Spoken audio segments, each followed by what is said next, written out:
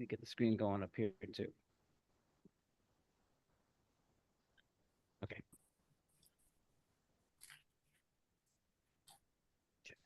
Let me get this full screened and ready as well. All right.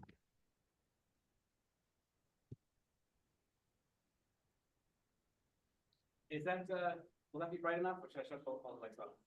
I prefer more off. I don't know, but anybody else. The Christmas tree disappeared as well. That's interesting. Oh, and I didn't bring my Bible in, but I think we'll be all right for this lecture. Yeah, it's in the car still. But that's all right. No use running out, and I don't think I'll need it for this lecture. I think I have everything I need on the slides. So we're in Ezra and Nehemiah, and we added on Esther for this week. And what is this? That's set up professional audio and audio settings. All right, we're gonna get rid of that. Something to keep in mind right from the beginning when you're in Ezra and Nehemiah is we have another one of those situations, just like 1st and 2nd Samuel, 1st and 2nd Kings, 1st and 2nd Chronicles, where this is really a part 1 and a part 2. People don't realize that because you have a little bit of a different naming situation going on here. You, instead of having 1st Ezra and 2nd Ezra, you have what's named in our Bibles Ezra and Nehemiah.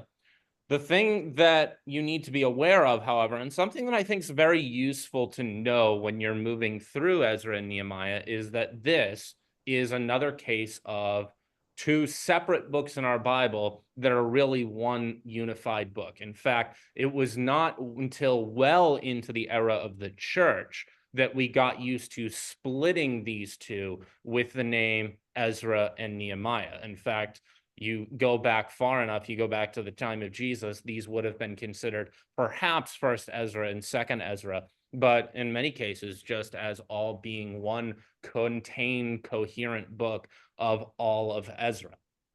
So keep that in mind. And I think even though you have the typical kind of division here, which would probably have gone on a scroll where Ezra would have gone on the front side of the scroll, and then in order to save the materials from writing, you would have put what we have as Nehemiah on the back side of the scroll. They were intended to be one single coherent unit. And in fact, I think rather than having a division in 2 places, you're probably better off looking at 3 divisions in Ezra and Nehemiah, which I'll mention here on one slide. We don't know who the author is for Ezra and Nehemiah. They are 2 books that should be viewed as being very close to one another. And so we can expect probably the same author. In fact, I would say confidently the same author between both of them. As I said, they're just one work. Could be that Ezra was the author of both of them. Could have been that Nehemiah had a little bit more input on the second part of it. However, we don't know who the author is, but we can safely probably assume Ezra and Nehemiah both had heavy input on whoever was putting this actual book together. It could have been Ezra who was taking point, could have been some other scribe who was helping them out and pulling all of the information together. But we don't know who the author is. Nobody, at no point in the book do we have somebody stand up and go, "Hi, I'm Ezra, I'm writing this book."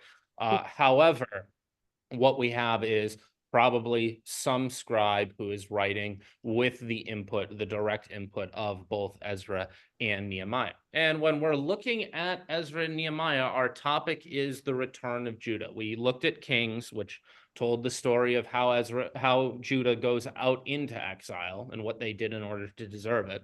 We went through Chronicles, which again went through the history, but really emphasized the fact that at the end of Chronicles, as we left off at the last lecture, Cyrus has decreed that now the people may return to the land.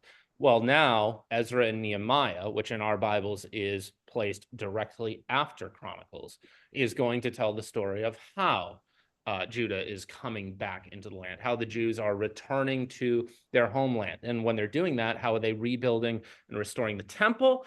And especially, as is the case in Nehemiah, the rebuilding of the walls of Jerusalem.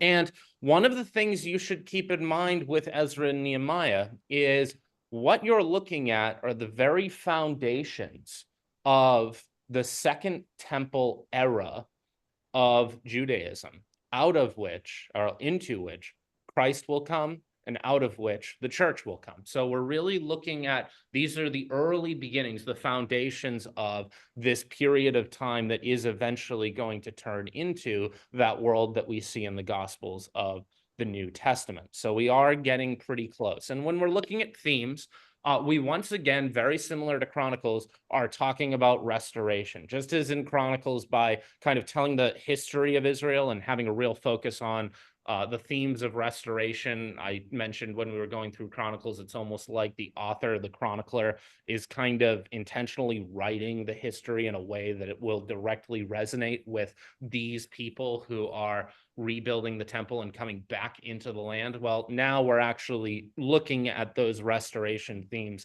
directly as written to those people who are coming back into the land. Second theme is very much the purity of God's people, both as relates to the law and also as relates to what really ends up being, besides the intrigue over building and rebuilding, the major conflict of the story at two places ends up being the purity of God's people in relation to them falling into foreign marriages. And I want to mention a little bit about that. And finally, and really relating directly to that last bit that I said, the crisis of national identity, which is now that the Jewish people have been in exile for so long, and now that they're now coming back into this land without a real sense of we've been here for a while or who are we, how are the Jewish people going to maintain a real national identity and a sense of who they are? And one part of that is making sure that they're not falling prey to intermarrying with foreigners. A second and most major part of that is the building of the wall. And this is something we need to keep in mind with Nehemiah. And I'll mention this here. Yes, walls are, number one, very important because they're a defensive measure. If your city has a wall and you do something that your king does not like, now all of a sudden, instead of the king just marching in his army and taking and wiping you out and taking your city, now that you have a wall, that could potentially turn into a months or even years long affair. So if you have a wall, that's a very, very powerful bargaining chip politically. But number two, and perhaps more importantly, and something we shouldn't overlook, is the fact that a wall is psychologically very important for national identity. It gives you a clear sense of, here is our city. Here is what we own. Here is who we are. This is our land. On the outside of that wall, that's the outside world. That's not us. On the inside, this is where we are and this is who we are. And so Nehemiah building the wall and getting authorization for the wall. First of all, we have that defensive element, which is why some of the neighboring kingdoms are so upset that Jerusalem is getting walls again. But you also, the reason why Nehemiah wants these walls so badly is because this is a very critical component of making sure that we have a clear, coherent Jewish identity. We need that wall giving a clear delineation of where we are and where Jerusalem is and where the other place is. It gives us a sense of who we are and who we are not. That's psychologically what a wall does and why it's so important. Now, I want to mention a little bit, and this is a little bit of a tangent, but it's worth bringing up here. And I've said a little bit about languages in the Bible, but now is a good time to bring it up because Ezra is actually one of 3 books in the Old Testament in which a large tract or a large passage of it is actually written in Aramaic. You might have noticed this as you were reading through Ezra, and your Bible's probably provided a footnote just saying this passage is beginning here and going to this point is in Aramaic. And so it's a good time to go over some of the basics of what language is our Bible in. The Bible is written predominantly in 2 languages. The Old Testament is written predominantly in Hebrew. The New Testament is written in Koine Greek, or that's in Greek, Common Greek, which is Greek as it existed from the time of Alexander the Great to about the time, the year 1453 is usually given as the delineation of common Greek, Greek as we have it in our New Testament. So Old Testament predominantly in Hebrew, New Testament almost entirely in Koine Greek. The thing is, there are actually passages of our Bible that are in a third language, and that is Aramaic. Specifically, we have these two passages in Ezra, which is why I bring this up here. You have one verse in Jeremiah, and then you have a good chunk, one of the most famous parts and passages of the book of Daniel, all of which are in Aramaic, not in Hebrew. Also, on top of that, this language of Aramaic pops up frequently in the New Testament as well. Take, for example, when Christ says to Jairus' daughter, Talitha cum, get up, essentially, young girl, get up. Or on the cross when he says, Eloi, Eloi, lema sabachthani. And you have this quoted directly in Aramaic, transliterated into Greek. And so you have this Aramaic language popping up. And it's interesting to note just the fact that Aramaic as a language would have been the common tongue really from essentially northern Mesopotamia, so northern Iraq, what we think today, and into Syria, and very common throughout what we now know as Israel. And Aramaic is, in some sense, a language that was always in and around the biblical world of our Bible from the very beginning. In fact, you look at Deuteronomy, and Moses describes Abraham as a wandering Aramean. So what that means is going all the way back to Abraham, it's likely that all of the figures and characters you know in your Bible spoke Aramaic. It was, in some sense, a more international tongue and language which you could use to communicate with people who were probably not from your home group. In fact, when you get to the time of Jesus, Jesus spoke in his most natural tongue, not Hebrew probably, but Aramaic. Aramaic was the tongue you would use to communicate naturally, hence why Jesus is speaking it when he tells the little girl to get up or on the cross. Hebrew was the sacred language. It's the language you would use in synagogue, the language his holy scriptures were in. So Aramaic is always in and around the Bible. And yet you have specific passages in the New Testament, usually direct quotes, and 3 select passages in the Old Testament where this language of Aramaic arises. And there's good reasons for all of them. In this case of Ezra, what you read for today, I think probably the easiest reason why we're including Aramaic here in Scripture is because a lot of that includes historical records. In fact, in the case of Ezra, letters, where you have these kings communicating back and forth, talking about what's going on in the political situation and how these Jews are coming back into the land. And there's a real attempt by Ezra and the person who's putting these books together to show us that they are giving us the real history as it happened. So let's not translate these documents. Let's just give them exactly as they were. In the case of Jeremiah, you have one verse where Jeremiah is calling out and lamenting and calling his people sin into attention. And he brings out that verse by basically what he's doing is saying, when you go into captivity, when judgment comes upon you, even your language will be taken from you. You won't be speaking Hebrew anymore. You'll be speaking Aramaic.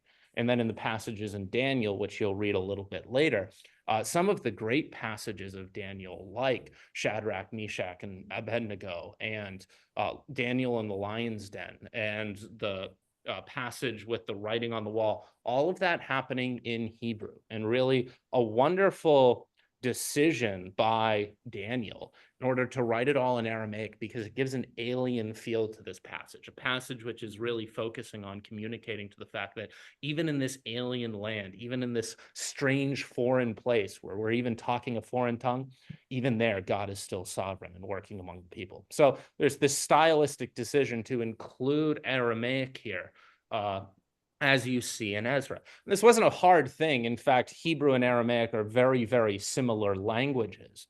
In fact, to indicate just how similar they are, you're probably familiar. I don't actually have anything on this slide.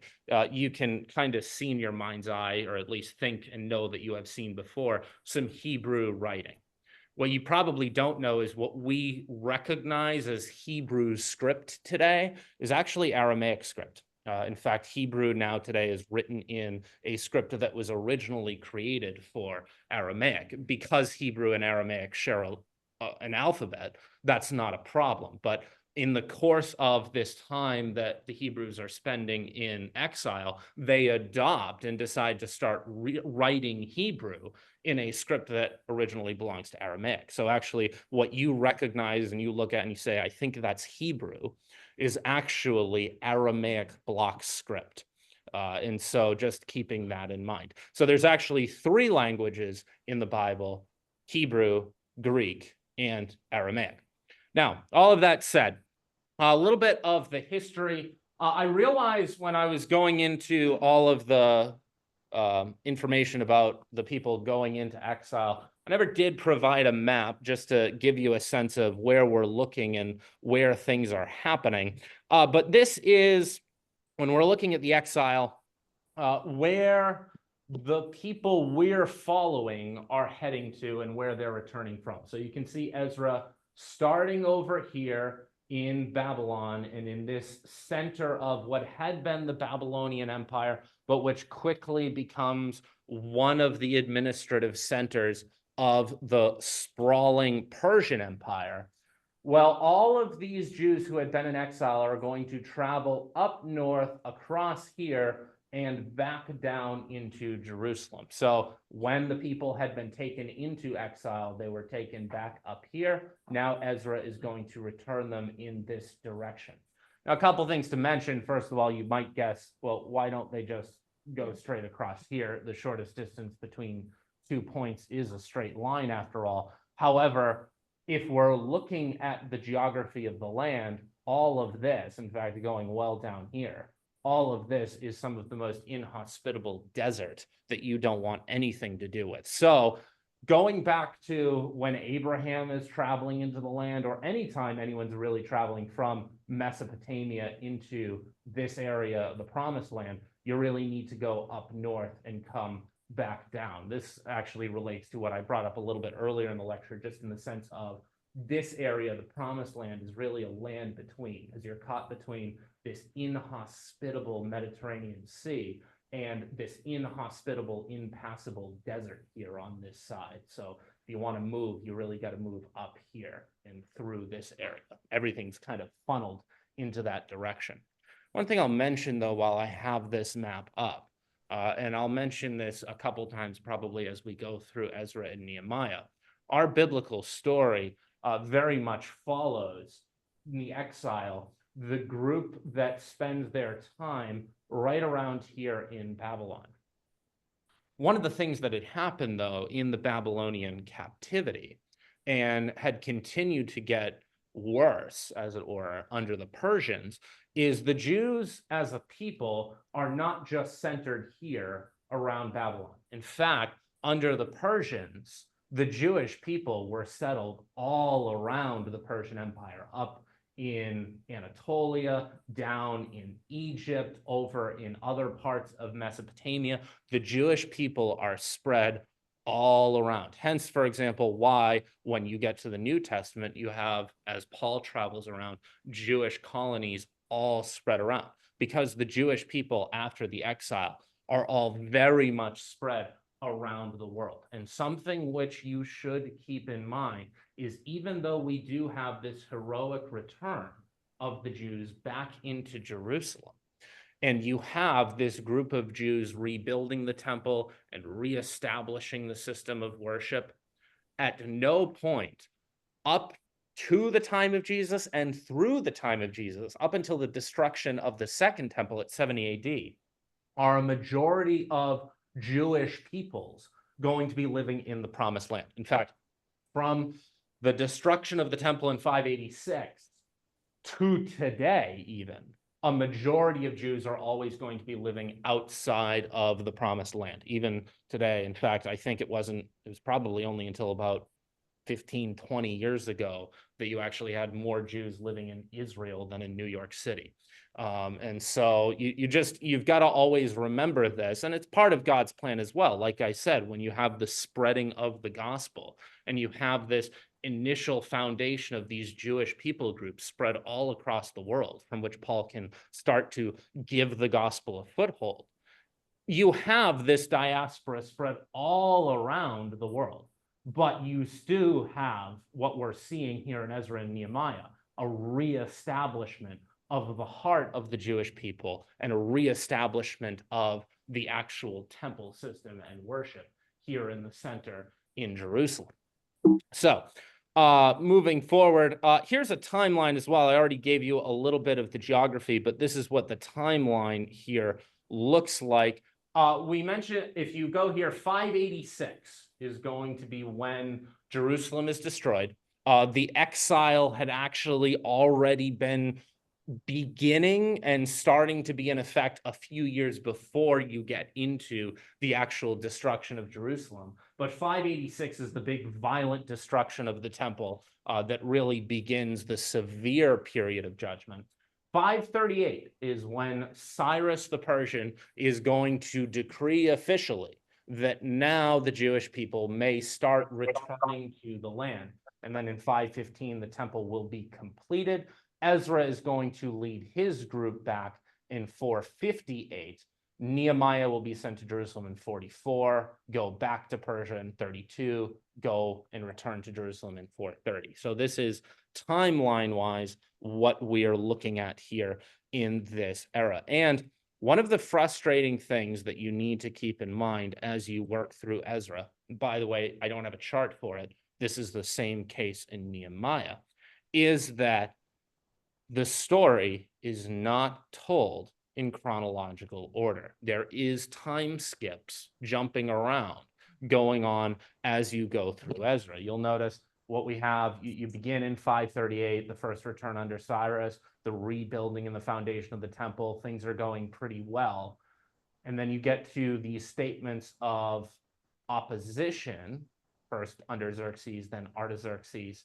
Then you get to the return of the Ezra with the imperial grant. And so that's at 458. You get to the problem of mixed marriages. But then way earlier, here in 4:8, you've actually jumped to way later in the story with the successful opposition to the rebuilding of Jerusalem and all of that. So just to indicate here on this slide, as you're reading Ezra, one of the things that can throw people off is the fact that you're jumping around in time. And that's because when people are writing histories, people wrote histories in this time period with very different focuses and very different intentions than how we read them today. Nowadays, if you were to read a history textbook, we're very interested in the precise presentation and chronology of the information. In this time period, as for much of the centuries after this, the main focus of a history was, what are the themes? What does this history teach me about how I'm supposed to live my life and how I can do so in a better way? And so you'd rather have the organization around certain themes, say, group all of the construction of the temple, give this information about the opposition and all of this and the people pushing back against them, and then finish out, even though you're jumping around in history, with something about this issue of mixed marriages and this issue of maintaining the integrity of the people. And so you have events not necessarily presented in chronological order, something to keep in mind when you're looking at any history here, but certainly in the case of Ezra, if you are getting thrown off by, wait a minute, what's happening here? That's because things are not necessarily being given to you in the order that they happen. But if you're looking at Ezra and Nehemiah, you really want to organize it around three returns. There's really a three-step or three-chunk process of coming back into the land. The first return from exile, which is really what's being told in Ezra's chapters 1 through 6, is when you have this initial wave of about 50,000 coming in under Sheshbazzar, Zerubbabel, and Jeshua. And of these three, the one who's clearly giving the leading role is Zerubbabel. Zerubbabel, maybe it's because his name's so strange and difficult to say, but it's also really fun to say. So I'm kind of surprised that in our realm, in our collection of important biblical characters, Zerubbabel is kind of strangely overlooked because Zerubbabel is the one who is leading the first wave, the first pioneers of Jewish exiles back into the land. And he's the one who's going to oversee this initial rebuilding of the temple. He's a big character in the sense of what he accomplishes and what he does. And yet, when we think to our great heroes of the Bible, like David, like Solomon, like Ezra and Nehemiah, Zerubbabel's name notably is kind of absent. We don't really mention him too much. So kind of a little bit of an overlooked character. Then later in 458, you have the second wave of return from exile, this time led by Ezra. And this is what is actually detailed in Ezra 7 to 10. And if we follow the numbers here provided in Ezra, we're looking at about 2,000-ish people coming back with Ezra. And what this again illustrates the fact is you're only looking at a small group of the Jewish people who are really making their return here. This is still, even under Ezra and Nehemiah, you still only have a small group of pioneers and colonizers who are deciding to come back to Jerusalem and come back into the promised land. This is not, sometimes we can get the sense of all of God's people being taken into Babylon and living specifically in Babylon, and then all of God's people coming back out of Babylon and into the promised land when you have the restoration under Ezra and Nehemiah. In fact, you're only looking at a very small group. The Jewish people, for the most part, from where you're looking here in history, are spread all around the Persian world. The third return, and this is the one that really is being led by Nehemiah, and this is what we get in our book that we call Nehemiah, is in 44 BC. And this time, we aren't really sure what the actual numbers are, the full numbers of who's returning under Nehemiah. Nevertheless, what you have here is this three-chunk return from exile. First under Zerubbabel, then under Ezra, then under Nehemiah. It's a three-step process. Now, I'll mention, I'm not going to spend too long, especially because I do want to get into Esther for today.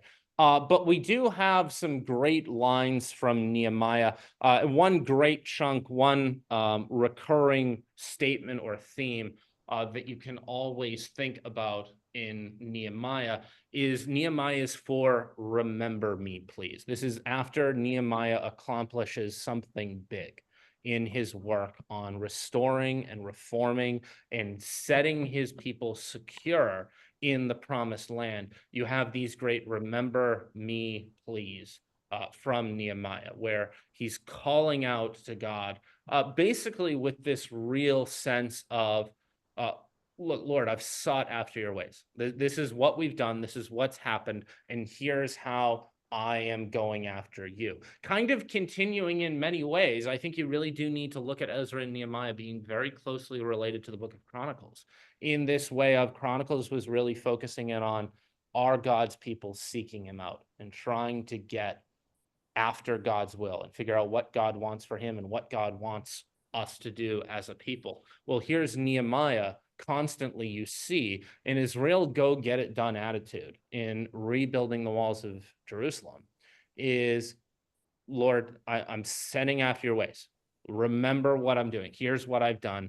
This is what we want to see happen. And we're seeking after you in everything we're doing. So it's this real celebratory work of what Nehemiah is doing in terms of setting his people on a stable course in the new land. Now, I certainly want to mention one of the more difficult passages here in both Ezra and Nehemiah, because what we have in Ezra and Nehemiah, as I mentioned, you have all of the intrigue going on as relates to are the Persian authorities going to support Are they going to support what's being done to rebuild Jerusalem and to reestablish the Jewish people? Are the people who are surrounding Jerusalem, the smaller kingdoms and governors, are they going to be able to stop the progress that's being done?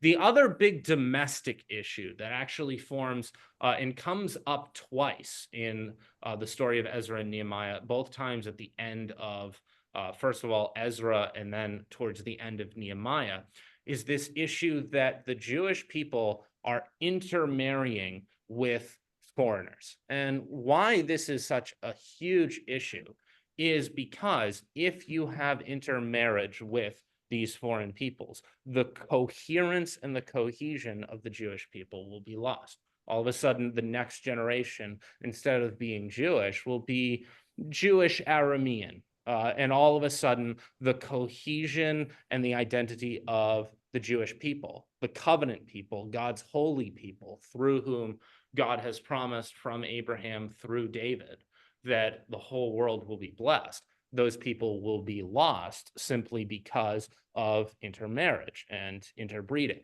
And as a result, this is viewed by Ezra and Nehemiah as a huge crisis and something that needs to be solved.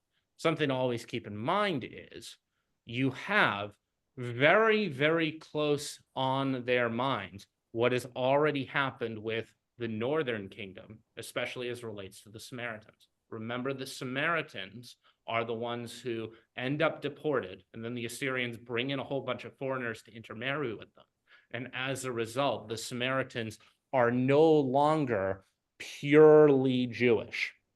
It's one of the reasons why when you get to the New Testament, the Samaritans are always looked down on, because unlike the Jews, especially as maintained here by Ezra and Nehemiah, who kept their bloodline clean, the Samaritans are now no longer fully Jewish. They've ended up losing that purity of their bloodline. And when you lose that purity of the bloodline, you bring in these foreign customs and you bring in these foreign gods, and you end up really polluting the holiness of God's people and the intentions of what God had wanted for the Jewish people. This is why one of the reasons why this is such a big issue for Ezra and Nehemiah is you go back to Exodus and Deuteronomy, and this type of intermarriage is specifically prohibited because they know what's going to happen if you end up in situations of intermarriage.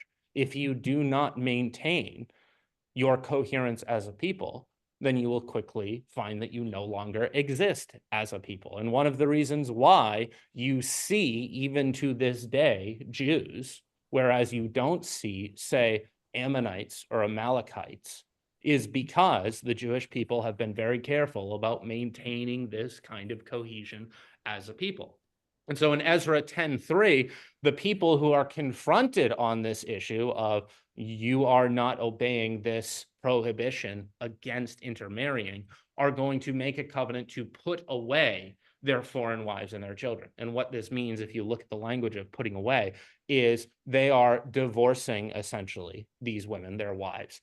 And what almost certainly happens is these wives would return to their foreign lands where they would have extended family, where they would live out the rest of the days with that family.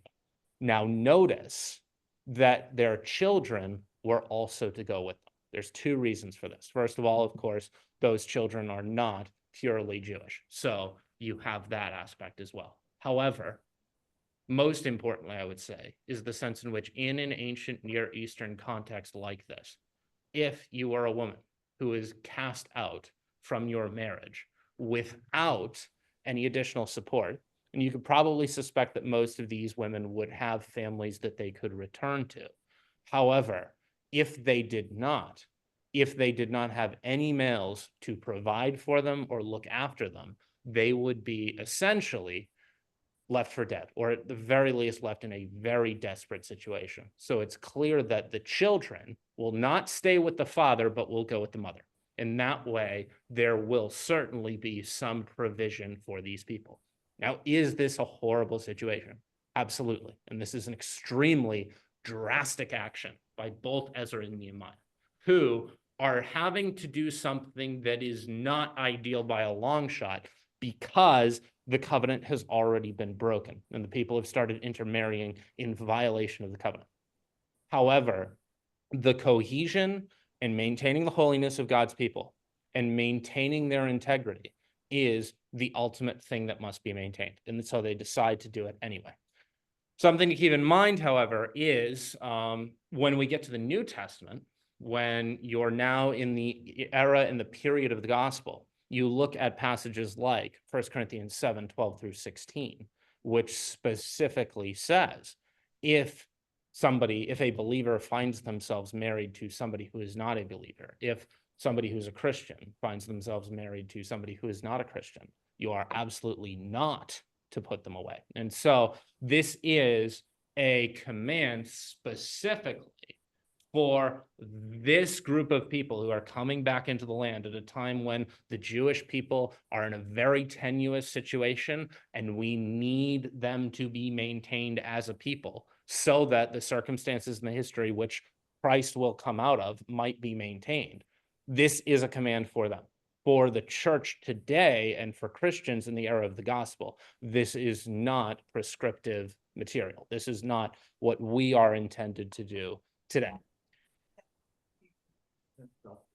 You are supposed to marry Christians, however, in 1 Corinthians 7, 12 through 16, because there will be plenty of situations where either somebody in the marriage decides that they are falling away and they apostatize, or somebody comes to faith, but the person who they're married to does not. You will find yourself in a situation where there's somebody in the marriage and somebody who is not, who is Christian. And so as a result, what Paul specifically says is, don't take that circumstance as, oh, let's go back and look at what happened under Ezra and Nehemiah. I have to go get a divorce now. That's not what Paul wants to see happen. And there's other circumstances as well, which may lead to that situation. All that we can bring up is here in Corinthians, you have information which clearly shows in the New Testament that this prescription, this real careful focus on maintaining the integrity and cohesion of God's people, even if it means bringing about something which we know in Scripture God hates, like divorce, that still needs to be maintained in Ezra and Nehemiah. When we get to the age of the gospel, that is not the case. And Paul gives very specific instructions to the contrary. Now, I want to get into Esther now. So moving on from Ezra and Nehemiah and jumping into Esther. And Esther is really one of the most fun reads, certainly in the Old Testament, but probably one of the most fun reads in all of our Bible. We once again are not left with a named or identified author. A lot of people have said maybe Mordecai had a heavy hand in the writing of this. Maybe he wrote it himself, but there's nowhere in the story that Mordecai says he's the one writing it. And there's no real claim by the story that says Mordecai has to be the one reading it, or where the story says that it is Mordecai. So we aren't left with an author who knows. Certainly a lot of the details in the story would be the kind of thing that probably only Mordecai would know, maybe Esther. However, again, we don't know who the author is. But the purpose of Esther, the topic, is telling the story of this rescue of the Jewish people who have a pogrom issued against them, an attempt to wipe them out during the reign of Xerxes. Now, by the way, this is actually debated for a long time back in the 19th century, because in the book of Esther, the leader of the Persian Empire is this guy called Ahasuerus. However, with an archaeological find that actually took place later in the 1800s, we now know that Ahasuerus refers specifically to Xerxes. And so that's just another name. Typically, especially these Persian rulers, and this is something that'll drive you crazy in Daniel as well, and anytime you're in any of the historical books that are dealing with this Persian period, these Persian rulers and kings would always have a bunch of different names.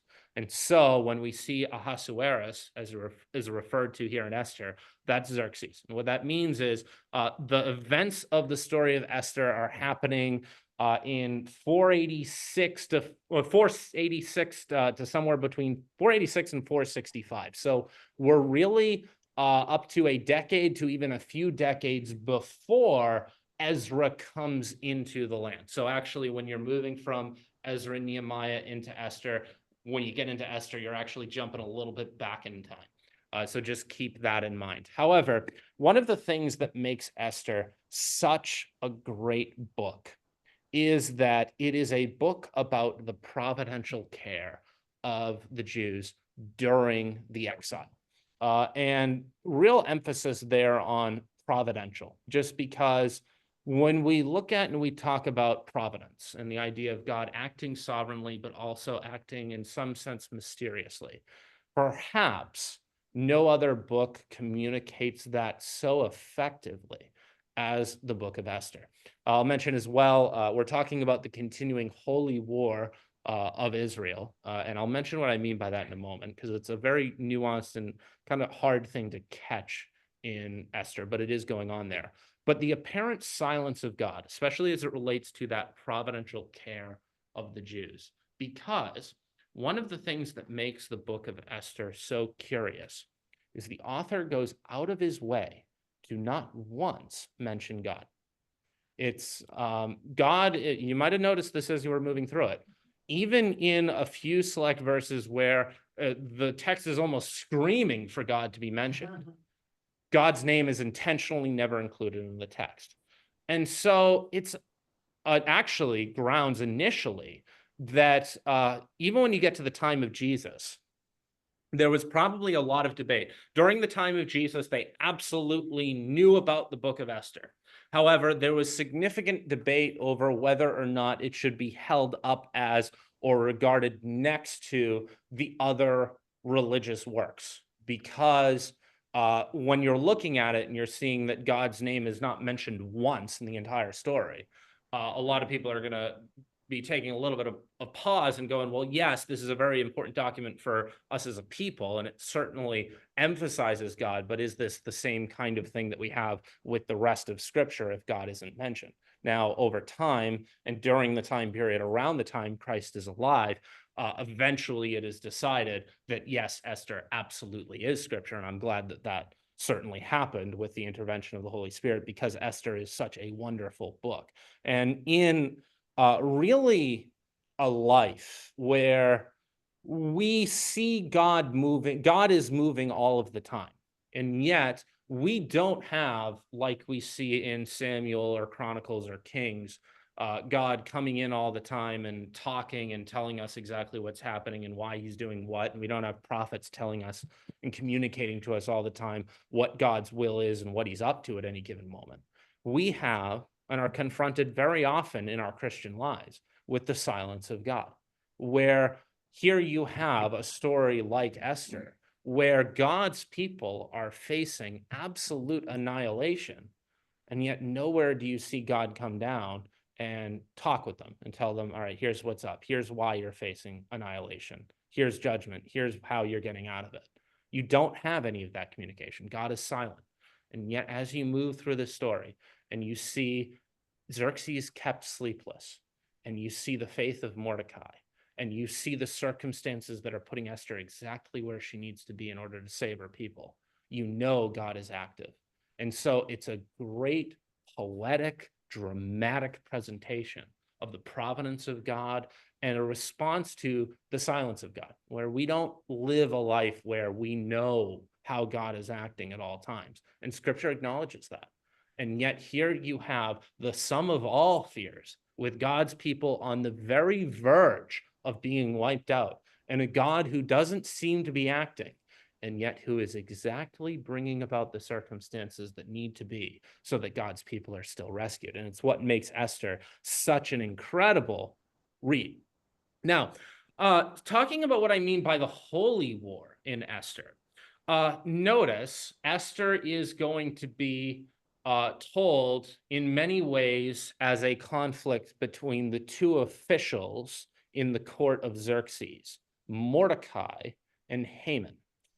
And one thing you want to absolutely catch is the fact that King Ahasuerus promotes Haman, who is described as being the Agagite. Now, he's mentioned over and over, and I have the list there, as being an Agagite. In fact, this is apparently to the author of Esther, very important detail.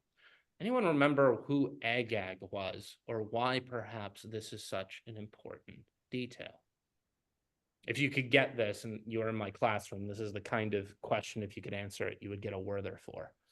But just to try and bribe students and keep them thinking and try to answer hard questions like this. But who is Agag, and why is this so intentional that Esther and the author would say, I want you to know, and I'm going to mention it like 5 or 6 times, just to make it clear that this is an Agagite. It was the king. I don't have Werther's with me. He was a king. Which I thought so. you remember where he showed up? Yeah. He was that Saul was supposed to kill. Agag was king of the Amalekites. The Amalekites, who go all the way back to Exodus, they were the ones who were dogging God's people as they were in the Exodus, and they're just making an absolute nuisance of themselves, to the point where when you get to Saul, Saul is going to be commanded by God that I've had enough of these Amalekites, and these Amalekites under the reign of Agag, you are to kill them all and wipe them out so that they don't become a nuisance anymore. And Saul doesn't do it. And it's the thing that causes Saul to fall short. Notice on top of that, now you have an Agagite, an Amalekite, a descendant of that king who is spared by Saul, who is leading and bringing about the destruction of God's people. Notice how Mordecai is described. He is a Benjaminite, a descendant of Saul. And so what you have going on here is a continuation of these battles that go back to the time before the exile. This is a battle between Agag and Benjamin, between the descendant of Agag and the descendant of Saul, a Benjaminite. And here you have a continuation. Saul, what was the consequence that you didn't do your job and wipe out the Agagites? Well, guess what? A descendant of Agag, he's going to almost wipe out the Jews. This is why maybe God wanted the Agagites wiped out. He wanted the Amalekites done away with, because he knew, hey, if you don't wipe them out now, they're going to become a real problem down the line. And of course they will. But now, of course, you have under Mordecai a chance for that wrong to be righted. And Mordecai is going to get the victory over the Agagite. And so Benjamin will have another victory and a chance to redeem themselves in that sense. But in that sense, part of what's going on in the background of Esther, and it's very nuanced and it's easy to miss, is a continuation of these same battles that we've seen going on all the way back to the Exodus, continuing now into the period of the exile as well. And this is one of the reasons why when you get to the end of Esther and you get to some of the triumphs of the Jewish people, there's specific mention to the Jews do not touch the plunder of the people when they're given permission to go and get retribution against all of their enemies. They don't touch the plunder. Why? Well, just like in the Exodus, when they come upon Jericho and some of the other select cities that are devoted to destruction, when they're involved in this kind of retribution, judgment, holy war, they don't touch the plunder. And so there's a clear illustration of, here you have battle between a Benjaminite and an Amalekite. Here you have not touching the plunder. Those same holy war, the war between God's people and the people who seek to destroy God's people, it's continuing now here as well. And so even in Esther, kind of one of the sub-themes that's going on is those same conflicts that were plaguing the people going back to the time of Saul, they continue now today. They continue now even into the time of the Persian exile, as another demonstration of the fact that these people who are in exile are the same people who were going to war with Saul, who were going to war against the Amalekites. The same battles continue, and the same holy war is continuing here into the time of Esther. Now, I mentioned a little bit about the silence of God, and I mentioned how in Esther you have this great presentation of the sovereignty of God, and yet God is not mentioned. Maybe one of probably my favorite, no, certainly my favorite verse in Esther, one of the great verses of all of Scripture, is here in Esther 4:14. When I mentioned that in Esther there are certain verses where It's just screaming for God's name to be mentioned, and he's practically like there, and you can see him, and you can even remember this verse and go, oh, I thought God was mentioned there, but he actually isn't.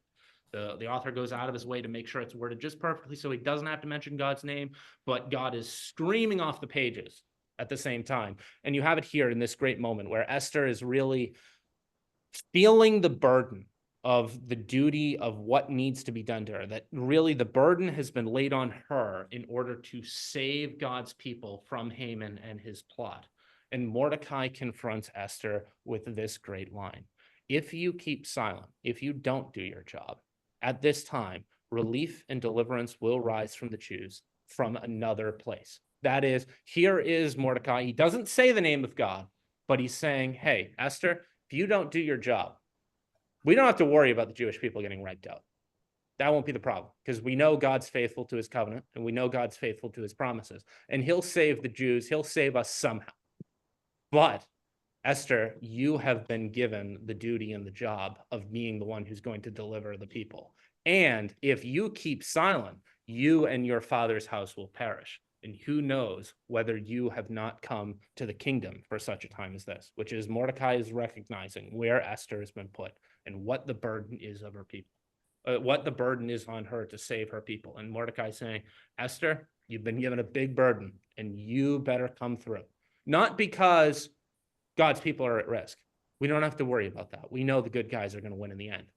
But because if you don't do your job, if you aren't obedient, then things are going to turn out pretty badly for you. And so you have this great affirmation of the sovereignty of God, this great affirmation of Mordecai doesn't mention God's name, but how else could he be saying, hey, we know that the Jews are going to be saved. We know that the Jewish people are going to survive. How does he know that? Because he knows the covenant. Because he knows that there is work still that must be done for the Jewish people, and they can't be wiped out yet. But he's also saying, and it's almost kind of tongue-in-cheek in the way he does it, because here it is, he's acknowledging the sovereignty of God, and yet he's saying, Esther, you better do the job. You've been put in the position to do the great deed. You better come through. And it's almost, it kind of undercuts Esther, but it does so in such a way that if Esther understands it and sees what's going on, she knows that, hey, God is going to deliver his people, and it looks like I'm the one who's going to do it. And there's a faith and a call to acknowledging the sovereignty of God that really is just nuanced and dramatic and presented in such a great way in this verse in Esther. And it's a great demonstration of the way you have this great book of Esther that presents God as being so faithful and so present. And yet it's even at a time when God seems to be silent, but you see him working. And it's the faith of Mordecai and the courage of Esther that saves the day, that God uses in order to save the day. Now, I want to finish with this. And I certainly have some explaining to do here with this picture.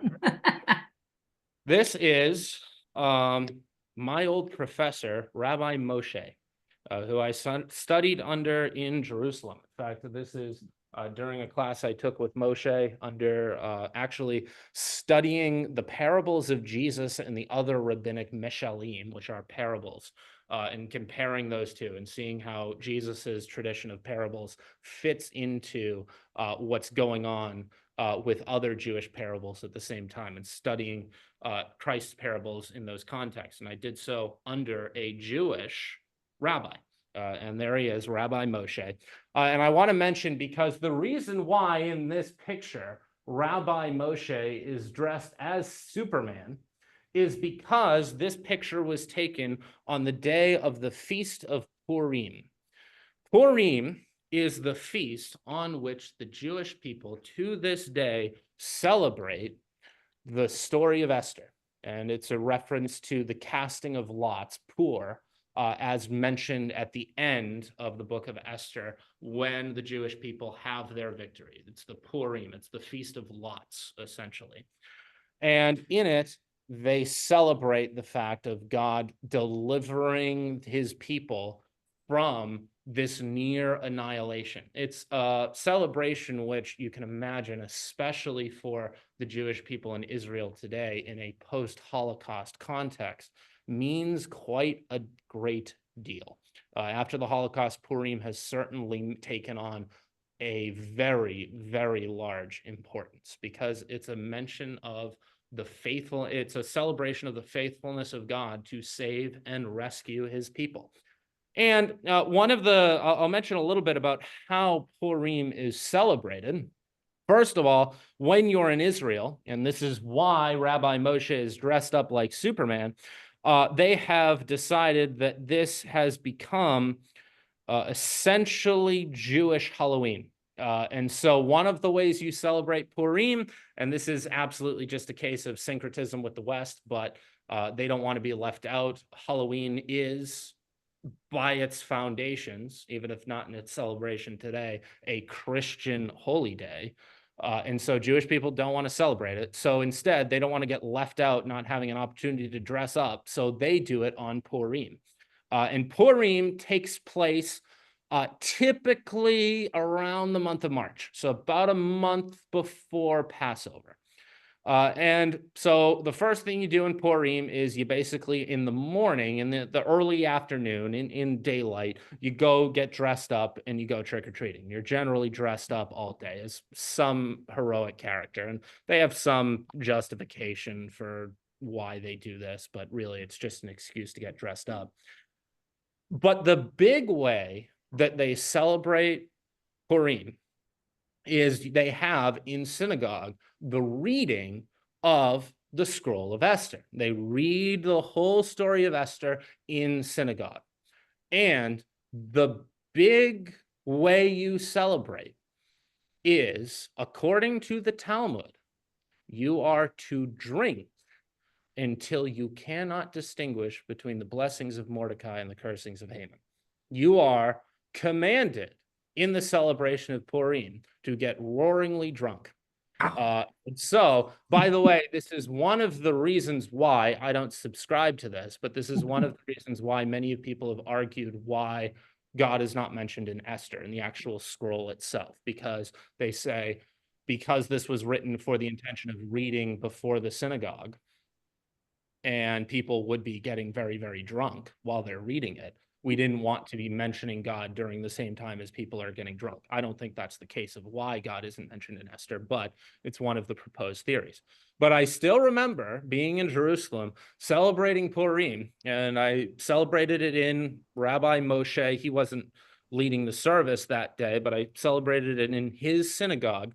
And the rabbi, the head rabbi, is up there on what essentially is their pulpit, reading from the Esther scroll with a big bottle of brandy in his hands. And he's just wigging it while he's going on. And he gets through the whole bottle of brandy, and a little Jewish boy comes up through this and hands him another one. And so he can keep drinking, because you just got to keep drinking until you can no longer distinguish between the blessings of Mordecai and the cursings of Haman. Till you get there, you got to keep drinking. So it is, and it's a reference to just the case of, this is supposed to be a celebration. This is supposed to be a great moment where we remember that God is faithful, even in a moment when it looks like there's complete destruction, even in a moment when it seems like God's silent, even in a moment when it seems like there's no way out. God's still faithful to his people and will deliver them. And it's such a great story in Esther that it has brought us in Judaism this great celebration of the Feast of Purim. And that's what I have for today. So